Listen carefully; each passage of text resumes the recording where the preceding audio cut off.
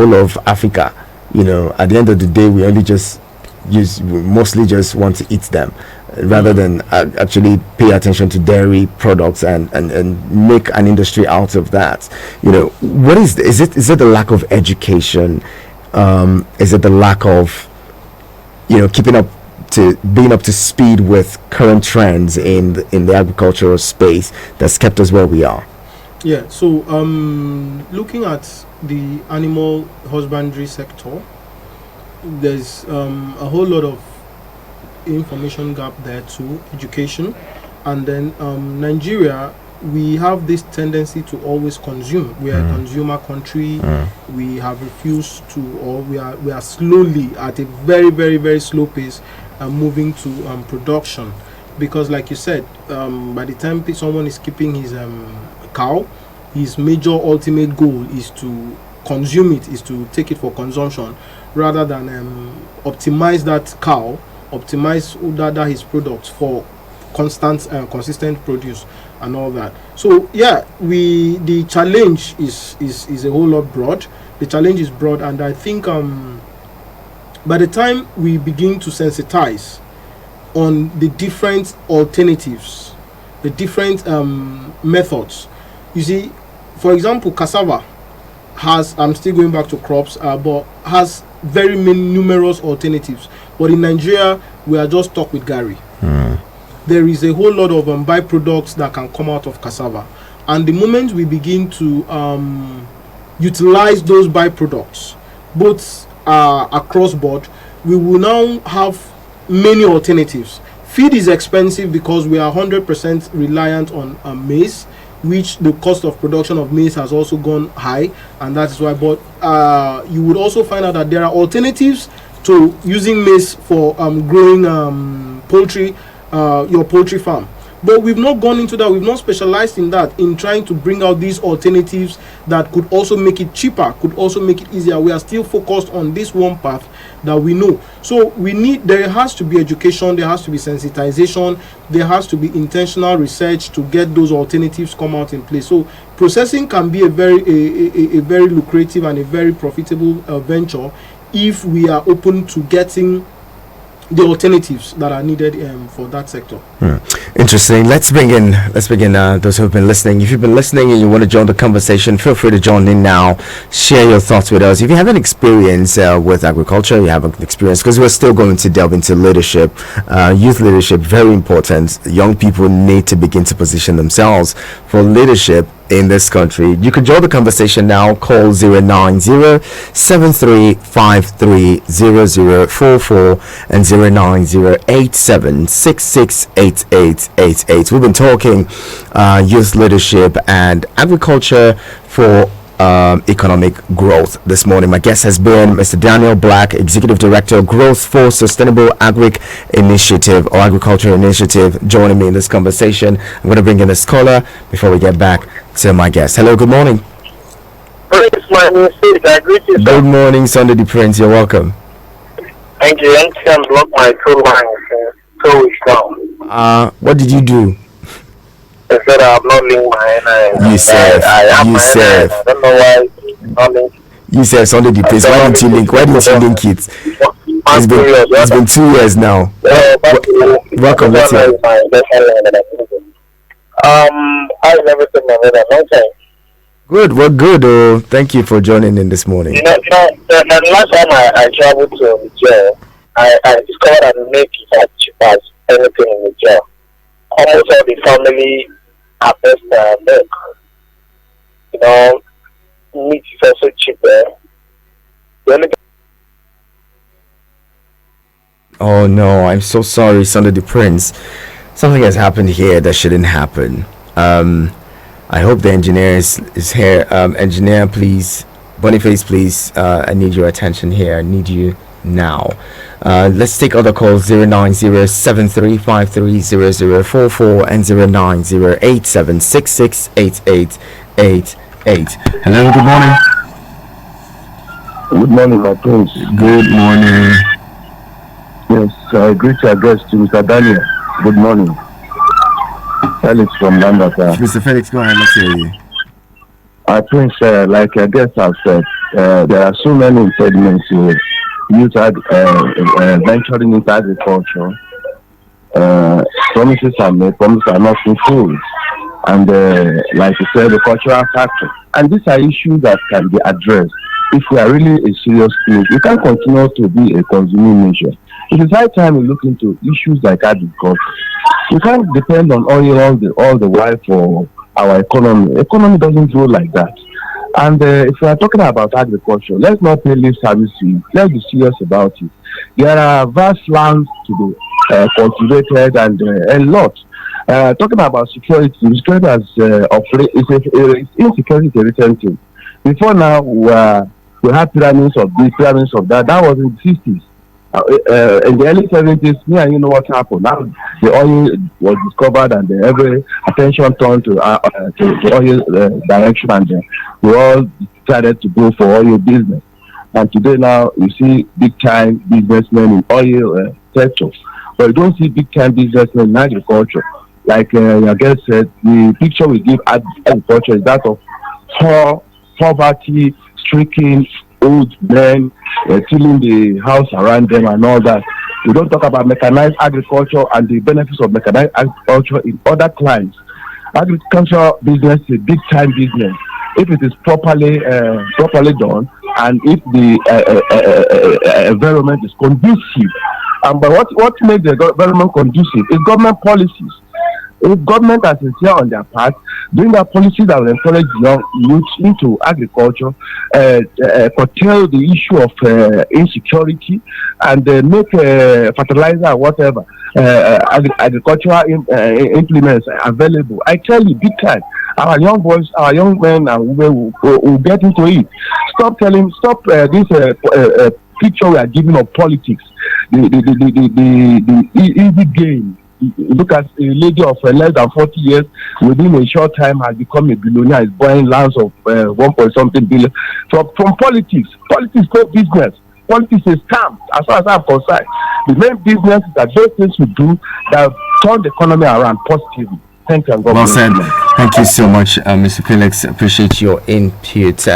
Let's come back now, Mr. Black. Let's talk about leadership and young people, paying attention and in the nearest future being able to take over the realms of, power in this country and positioning themselves for proper leadership. When I say leadership, you know what I mean by leadership, and not just, taking political office and claiming to be rulers and all of that. Can we do that? Okay, so leadership, like you said, not just office, not just title, but people with the capacity, with the ability, with the technical know-how on leading whatever sector they have been saddled with. I want to be optimistic that yes, with the crop of young people we are raising, like I said some time ago, Nigerian youths are not lazy. We have very tenacious, resilient, and creative young people in Nigeria making the waves across the globe. And so yes, we have young people that are capable of taking up leadership positions and excelling in those positions. And yes, I see a paradigm shift. There is that intentional move currently. At least there is that youth inclusion, youth participation in most of the both political and even the business climb. So yes, in a very short time, I want to believe that we'll have more young people. But unfortunately, by that short time, those young people will no more be young people. They would have actually also grown older, because as we move you're also moving through that ladder. But aside the age, whenever they get to take over power, or not power as you've said, whenever they get to be in those positions of leadership, there's a crop of people that I believe have the capacity, have the technical expertise. You see, to carry out, to take Nigeria to a place where there is equity, where there is justice, and where there is fairness to all its citizens. Yes. Well said. That's very. There's a big need for that fairness and equity for Nigerians, as it is. Young people seem to. I don't know why it is that the people who are leading us today were young when they got into offices, and positions of leadership. This day and age, you hear people still say, "Oh, the youth are the leaders of tomorrow," and it seems like that tomorrow never comes. We have a situation on our hands where, at this point in our national lives, even women, are not anywhere, prominent in leadership. In leadership, yesterday I was talking with a guest about how women seem to be relegated to the background. Even every government during the campaigns, they say we're going to give 35% affirmative action, we're going to give women positions, and when the reality sets in, you have very few women there. What is the issue with us and this dichotomy between us and them? The young people say the older people have destroyed this country. The older people say, oh, the younger people are not ready. They're not serious. They're not ready for office. Power is not giving. It is taking. It leaves a lot of confusion. What seems to be the problem with, the elderly also giving mentorship or being mentors to the younger generation to see them properly, position themselves for leadership? So you see, this is an issue that I've always loved to contribute to, because I think our expectation in Nigeria is just unrealistic. Okay. In my own perception, I think the reality, we should understand that these things don't happen instantaneously. It's a process, and even this process never happens smoothly.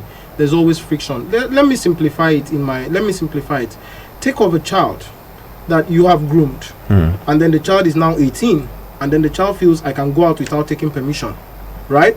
And you are the father, and you're saying, not under my roof. You have to leave my house before you do this. And then there is that initial friction as the child now moves to 20 to 21. After a while, you begin being soft on some of those rules you had put into place, not because those rules are not relevant, but because you think he has also grown, and in fact, his prior decisions in life has proven his own tenacity. And then even if he makes wrong decisions, there gets to a point where you just feel, this guy, you're an adult and all that. So I think it's a gradual process. The fact that we are already having this conversation is an evidence to the fact that we are moving.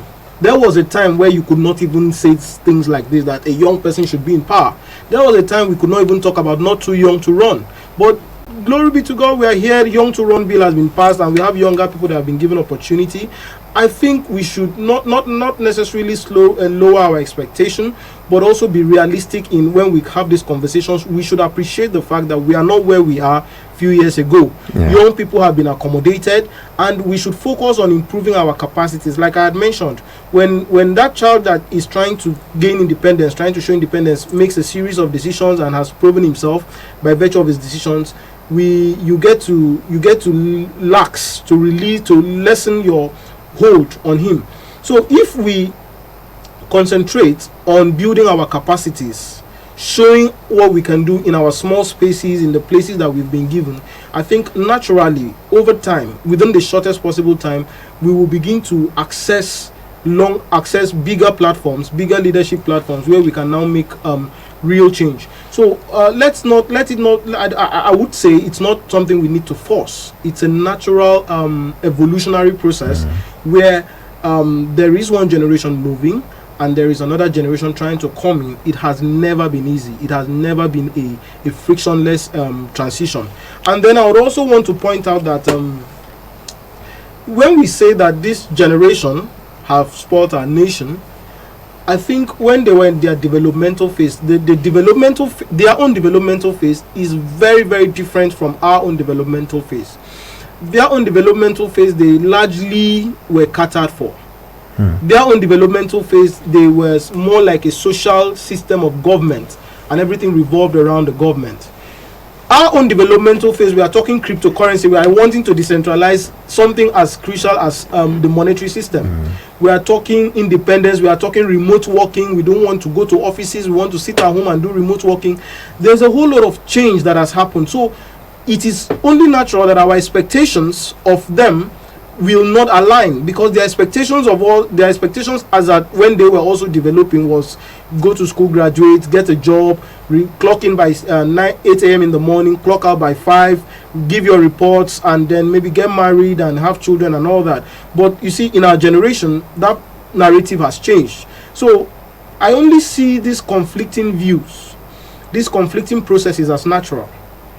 And with consistency, we will begin to we would also get to a point where another generation would feel what we are doing is probably not in alignment with their own thoughts. Well said, and this would be a good place to leave the conversation. Unfortunately, our clock is in the ceiling. We'll have to go now. I have another guest coming in. Daniel Black, Executive Director, Growth for Sustainable Agriculture Initiative. Thank you so much for coming in and having this conversation. Pretty interesting conversation. I didn't even know when the time was. Thank you so much. It's always a pleasure having Thank you. I hope that you'll be back here some other time to talk Please, about these anytime you issues so that invite we me, can. I'll definitely be here. Really appreciate your thoughts and time on the program. To everyone who's been a part of it, keep it here with us on your radio experience. You can count on. I got something that you should be interested in coming on in a bit. Stay with us.